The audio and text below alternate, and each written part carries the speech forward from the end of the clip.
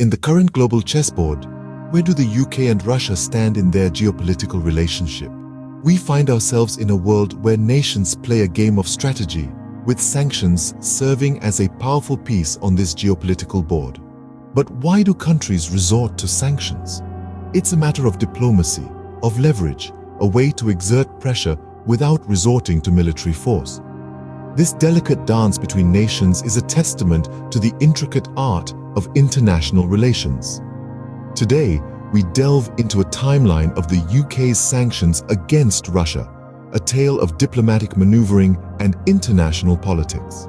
The UK's history of sanctions against Russia is a winding path reflecting the changing dynamics of their relationship.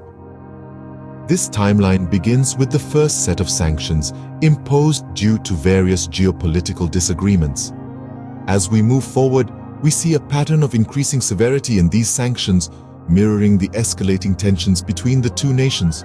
A critical turning point in this timeline is when Ukraine enters the picture. The situation in Ukraine led to a new wave of sanctions, reflecting the UK's stance on the conflict. These sanctions were more than just a diplomatic tool. They were a statement, an affirmation of the UK's commitment to uphold international law and protect sovereignty. Fast forward to the present day, where we see the UK stepping up its game.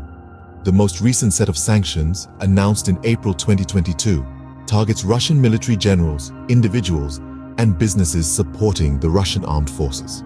The UK government accused Russia of war crimes in Bucha, sparking international outrage and prompting further sanctions from the United States and the European Union. These sanctions were not just about punishing those responsible for atrocities.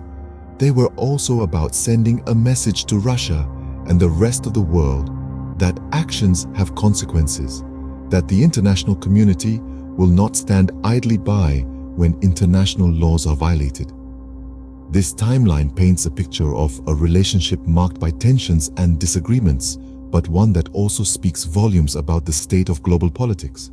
Now that we've taken a journey through the timeline of sanctions, what are the key points we can draw from this? The UK's strong stance against Russia's alleged activities in Ukraine is evident. By enforcing 26 new sanctions, Britain sends a clear message: actions that undermine peace and violate international law will not go unanswered.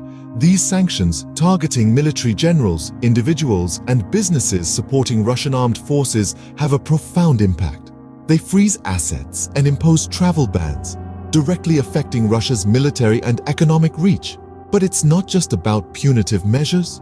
These sanctions signify the UK's commitment to uphold global security and human rights, aligning with its long-standing values.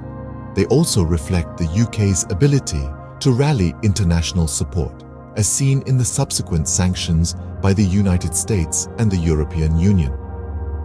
Moving forward, these sanctions could reshape the dynamic between the UK and Russia.